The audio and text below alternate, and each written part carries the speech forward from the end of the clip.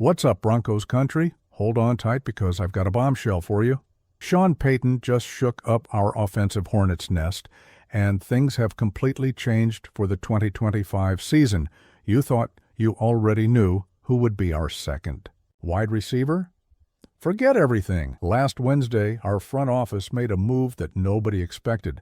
They traded one of our receivers that many people were betting would be a starter, and now, who's going to be the guy sharing the spotlight with Courtland Sutton in our receiving corps? The battle is more heated than ever, and what I'm going to tell you today could define all the success of our offense this season. Stay with me until the end, because this decision will directly impact the Broncos' chances of making the playoffs. And before we continue, family, let me tell you something.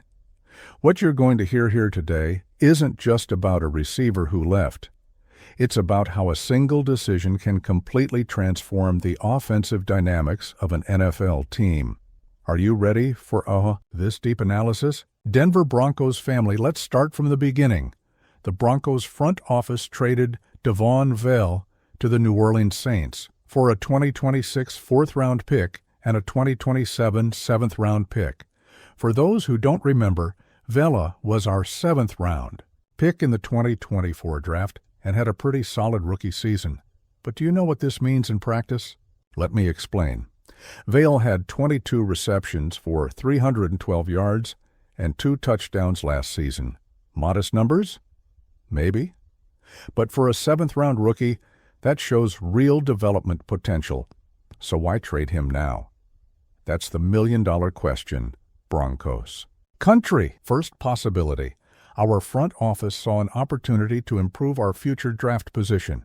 Turning a seventh-round pick into a fourth-round pick is a considerable upgrade on paper. Second possibility. Sean Payton and George Paton are super confident in the potential of the receivers we already have on the roster. This is a huge vote of confidence in our young talents. Third possibility. There might have been fit issues in the system. Not every receiver adapts perfectly to Payton's complex scheme, and maybe Vele wasn't exactly the ideal profile for what the coach wants to do. But here's what catches my attention the most. New Orleans agreed to give up picks in exchange for a Vele. That means other teams also saw potential in him. So this wasn't a decision to give up on the player.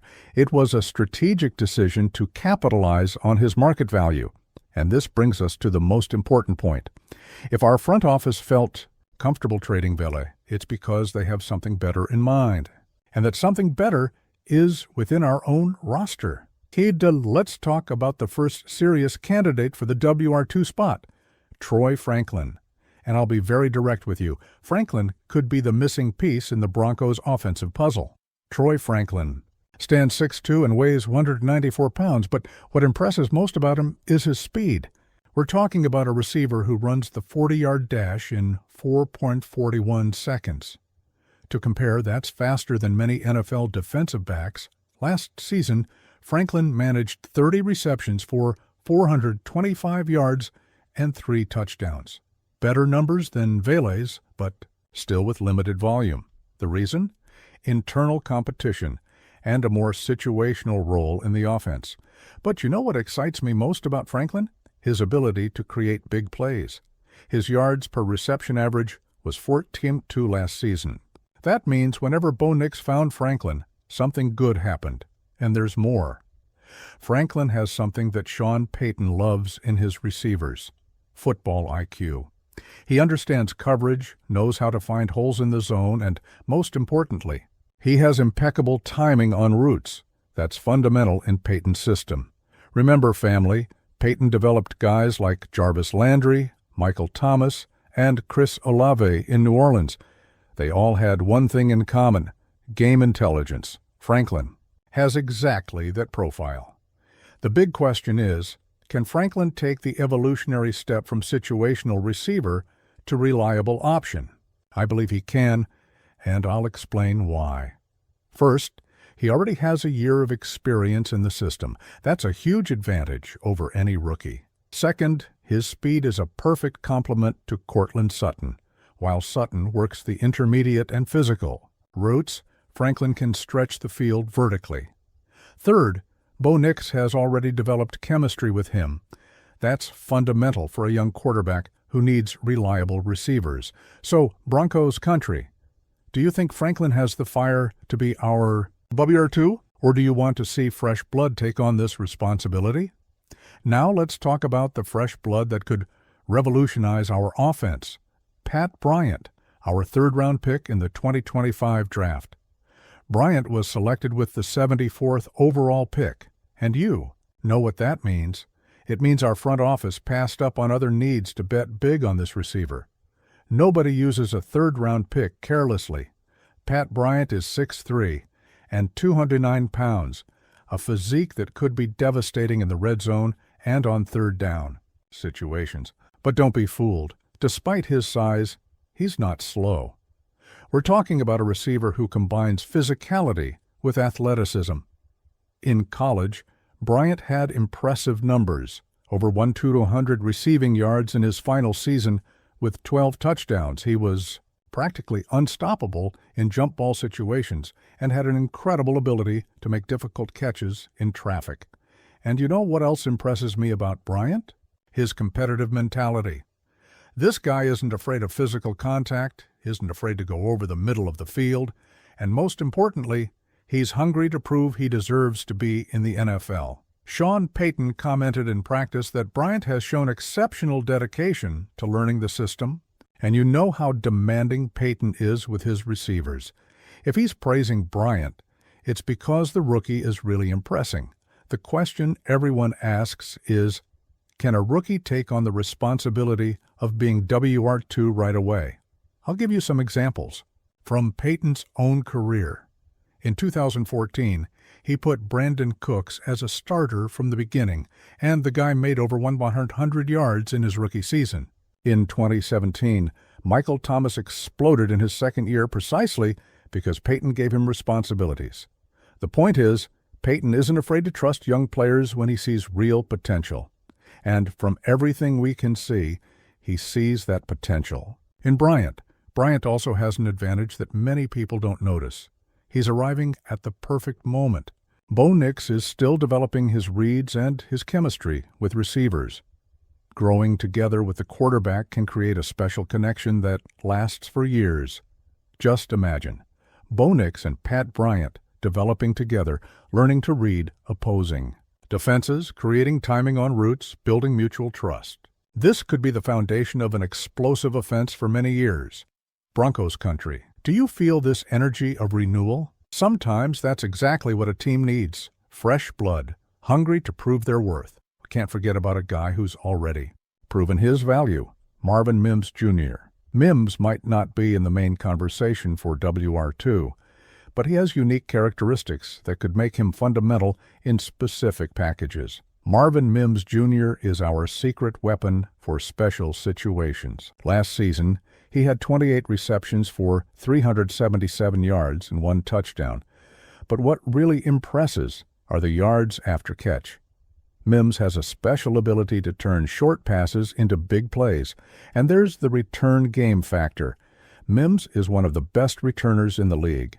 This adds immense value to the team because a good returner can completely change field position and create extra opportunities for our offense. Sean Payton has always loved having this type of versatile playmaker.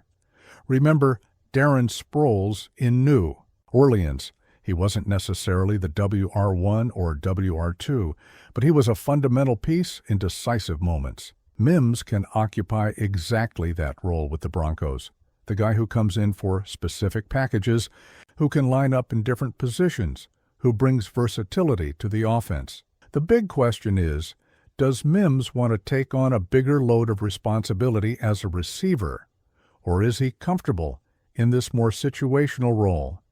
In my opinion, Mims could be the perfect piece to complement whoever becomes our WR2. If Franklin takes the position, Mims could be the slot receiver in 3 receiver packages. If Bryant takes over, Mims could be the speed option in specific situations. Mims's versatility is a luxury problem that every coach would love to have. Now let's talk about the elephant in the room. How does all this impact our quarterback Bo Nix's development? Bo Nix is entering his second year in the NFL, and this is traditionally the year when young quarterbacks make the quality leap. Having reliable and versatile receivers will be fundamental for this to happen. The current situation creates an interesting scenario. Bo will have to develop chemistry with different types of receivers. Franklin with his deep speed, Bryant with his red zone physicality, Mims with his versatility. This will make him a more complete quarterback. Sean Payton has always been a master at adapting his offense to the characteristics of available receivers. In New Orleans, he completely changed the system when he had Jimmy Graham, then adapted again for Michael Thomas, and then for Jarvis Landry. With Bo Nix, Payton can do the same thing, create specific packages that exploit each receiver's unique strengths. Franklin can be used on deep routes, Bryant on fade routes in the red zone, Mims on screens and quick slants. This means Bo will have more options, more flexibility, and opposing defenses will have more difficulty predicting what's coming. And there's another important factor: healthy competition. When receivers are competing for snaps and targets, everyone elevates their game level. This forces each one to be better in practice, more focused in games, more dedicated to studying. The game plan: Bo Nix will directly benefit from this competition because he'll have receivers who are better prepared and more motivated to make plays. Broncos country, can you visualize Bo Nix distributing passes to a diverse and talented group of receivers? This could be exactly the catalyst our offense needs. Let's talk about what really matters. Do these moves bring us closer to the playoffs? The AFC West continues to be a brutal division. Chiefs always competitive, Chargers with a new coach, Raiders trying to rebuild. To get back to the playoffs, we need every possible advantage. A deep and versatile receiving core could be exactly that advantage. Imagine our opponents having to prepare for Franklin, Bryant, Mims, plus Courtland Sutton. How do you game plan against that? If Franklin establishes himself as a reliable deep threat, defenses won't be able to use single safety against us. If Bryant becomes a red zone weapon, we'll have more touchdowns and fewer field goals. If Mims continues being versatile, we'll have more explosive plays. All of this together means more points, more victories, and more chances at January football. The Vele trade might have been the first domino to fall in a series of moves that will take us back to the playoffs. Sometimes you need to give up something good to get something great. Broncos country. After analyzing all the factors, here's my prediction. Troy Franklin will assume the role of starting WR2, but Pat Bryant will have a significant package of plays and could take over the starting role during the season. Franklin has the advantage of experience and chemistry already established with Bo Nix. Bryant has the advantage of rookie hunger and the physical mismatch he can create. My bet is that we'll see a rotation system in the first few weeks, with the best performer taking on more responsibilities as the season progresses.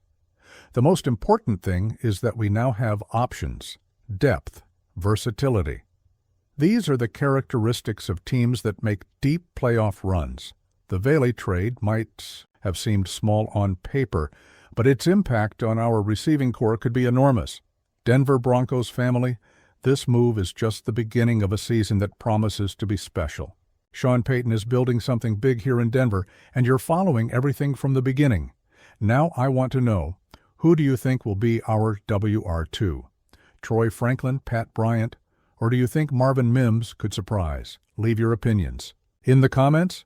If you enjoyed this deep analysis, leave that like, share it with all your Broncos country family friends, and don't forget to subscribe so you don't miss any news about our beloved team. Stay strong in your support, and see you in the next video. Broncos country, let's go together.